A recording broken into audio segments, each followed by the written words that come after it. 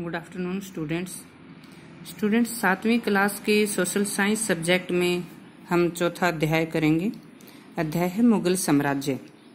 इस अध्याय में हम मुगल साम्राज्य के बारे में जानेंगे कि मुगल शासक कौन थे, ये कहां से आए थे, किस प्रकार से इन्होंने अपने साम्राज्य का विस्तार किया, मुगल वंश के कौन कौन से शासकों के द्वारा कितने कितने समय तक यहाँ पर शासन किया गया, कौन कौन से महत्वपूर्ण युद्ध उनके द्वारा किए गए, किस प्रकार की प्रशासनिक व्यवस्थाएं उनके द्वारा की गई, किस प्रकार की उन्होंने नीतियां बनाई, प्रशासन संबंधी नीतियां बनाई। तो ये सब बातें हम इस अध्याय में जानेंगे।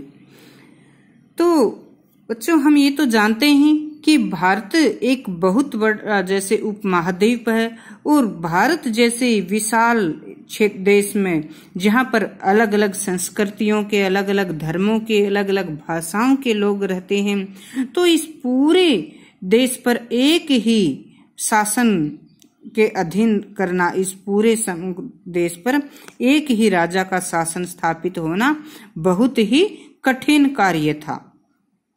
यहाँ पर पहले भी बहुत से शासकों ने अपने साम्राज्य के विस्तार करने की, पूरे भारतवर्ष पर अपना साम्राज्य स्थापित करने का प्रयत्न किया गया था, परंतु ये लंबे समय तक अपने साम्राज्य को नहीं रख पाए थे। छोटी छोटी अवधियों में ही इन जो दूसरे राजा थे इनका शासन रहा था। 16वीं सदी में यहाँ पर जैसे बाबर ने मुगल साम्राज्य की नींव रखी थी। बाबर जिन्होंने सबसे पहले दिल्ली और आगरा पर अधिकार किया और मुगल साम्राज्य की नींव रखी, तो बाबर ही थे मुगल साम्राज्य के संस्थापक। तो बाबर और इसके बाद इसके जो वंशज थे उनके द्वारा जो भारत में प्रशासन स्थापित किया गया, प्रशासनिक नियम बनाए गए, जो विचारधाराएं लागू की गई, या फिर उस समय की जो इमारतें बनाई गई, वे उनके बाद भी, उनके साम्राज्य के पतन के बाद भी राजनीतिक धरोहर बनी रही। मुगलों के बाद अंग्रेज आए, अंग्रेजों ने भी बहुत से नियम और नीतियां मुगलों वाली ही अपनाई, और जो मुगल इमारत थी वो भी उनके शासनकाल में भी राजनीतिक धरोहर रही। और अंग्रेजों के जाने के बाद जब आज हम स्वतंत्र भारत में रहते हैं, तो आज हम देखते हैं कि चित्र में देखो ये लाल किला दिखाई दे रहा है हमें। लाल किले का चित्र है ये लाल किला, जो कि मुगल शासकों का निवास स्थान था। मुगल शासक यहीं पर रहते थे, उनका महल था लाल किला। तो लाल किले में ही बाद में ब्रिटिश जो प्रशासनिक अधिकारी थे उन्होंने भी यहीं इसी जगह में अपना निवास स्थान बनाया था। और अब हम देखते हैं कि स्वतंत्र भारत में भारत के प्रधानमंत्री स्वतंत्रता दिवस पर, भारत के प्रधानमंत्री स्वतंत्रता दिवस पर जो भाषण देते हैं वह भी इसी लाल किले से देते हैं। पूरे देश को संबोधित करते हैं ना, अपना भाषण देते हैं स्वतंत्रता दिवस पर प्रधानमंत्री, तो ये लाल किले से ही देते हैं। तो ये लाल किला जो कि मुगल शासकों का निवास स्थान था, आज भी राजनीतिक धरोहर है। तो इस प्रकार से मुगल साम्राज्य और उनकी प्रशासनिक व्यवस्था के बारे में हम जानेंगे। तो बच्चों, पहले तो हम ये देखते हैं कि ये मुगल कौन थे, इनके वंशज कौन थे। तो मुगल अपनी माता की तरफ से तो ये मंगोल शासक चंगेज खां के वंशज थे। इनकी माता थी वो चंगेज खां, पीछे हमने पढ़ा था ना, खलजी और तुगलक वंश के समय जो जिन्होंने दिल्ली पर आक्रमण जो करते रहते थे, तो वही चंगेज खां इनके माता के वंश के थे। और इनके पिता थे तुर्की शासक तैमूर के वंशज। जो कि ईरान, इराक और तुर्की के शासक थे।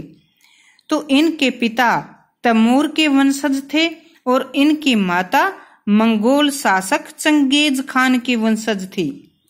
परंतु ये मुगल अपने नाम तैमूर वंश से ही जोड़ते थे। चंगेज खान जो था ये बहुत ही अत्याचारी, निर्दयी और क्रूर था। ये काफी बदनाम था। तो अब इन्होंने ऐसे अत्याचार, इतना निर्दयी क्रूर शासक था, तो ये इनके साथ अपना वंश, अपना नाम नहीं जोड़ते थे और अपने पिता के वंश के साथ ही तैमूर वंशज कहलाने में ये गर्व महसूस करते थे। तो इसलिए मुगल अपने आप को तैमूर का ही वंशज मानते थे। तैमूर शासक जिनकी मृत्यु 1404 ईस्वी में हुई। ये नीचे एक चित्र बना हुआ है बच्चों। इस चित्र में बीच में हम देख रहे हैं जो शासक तैमूर बैठे हुए हैं। बीच में तैमूर हैं, इनके बाद दाहिने तरफ इनके पुत्र मीरन शाह हैं जो पहले मुगल सम्राट, और फिर उनके बाद जैसे उनके पुत्र हैं, उनके बाद अब्बू सैद जो बाबर के दादा थे वे बैठे हुए हैं, और फिर इसी प्रकार से पूरा मुगल वंश जैसे ये बैठे हुए हुमायूं, जहांगीर अकबर। तो तैमूर और उनके वंशज यहाँ पर इस चित्र में दिखाई दे रहे हैं। तो मुगल कौन थे? मुगल जो थे ये तैमूर वंशज थे। हालांकि मुगल, मंगोलों से मुगल नाम निकलता है, लेकिन ये चंगेज खां जो मंगोल थे उनके साथ अपना नाम नहीं जोड़ते हैं, बल्कि अपने पिता के जो दादा थे तैमूर, उनके साथ ही ये अपना नाम जोड़ते हैं और तैमूर वंश के कहलाने में गर्व महसूस करते हैं। तो इसके बाद हम बाबर के बारे में जानेंगे। बाबर, तो बाबर जो थे इन्होंने 1494 में केवल 12 वर्ष की आयु में इन्होंने फरगना राज्य पर अपना उत्तराधिकार स्थापित किया। फरगना राज्य जो कि इन्होंने अपने पिता से विरासत में लिया था। इनके पिता, इनके दादा परदादा यहाँ पर राज करते थे। तो 1494 में फरगना के बने थे, राजा बने थे। उस समय उनकी उम्र केवल 12 वर्ष की थी। लेकिन बाद में उज्बेकिस्तान के उज्बेगों के द्वारा, उज्बेग कौन थे? उज्बेकिस्तान के रहने वाले। तो उज्बेगों के आक्रमण के कारण इन्होंने अपना राज्य छोड़ना पड़ा। कई वर्षों तक इधर उधर भटकने के बाद में इन्होंने 1504 में काबुल पर कब्जा किया और फिर दिल्ली पहुंचे। दिल्ली में उस समय इब्राहिम लोदी का शासन था। तो इब्राहिम लोदी को भी इन्होंने 5 बार दिल्ली पर आक्रमण किया और 1526 में पानीपत की पहली लड़ाई में इन्होंने इब्राहिम लोदी को हराया और दिल्ली और आगरा पर अपना अधिकार किया। यहीं से इन्होंने मुगल साम्राज्य की नींव रखी। तो मुगल साम्राज्य की नींव कब रखी गई? 1526 ईस्वी में। मुगल साम्राज्य की नींव किसने रखी? बाबर ने। तो इसके बाद हम बाबर के आगे के प्रशासन के बारे में जानेंगे। आज इतना है।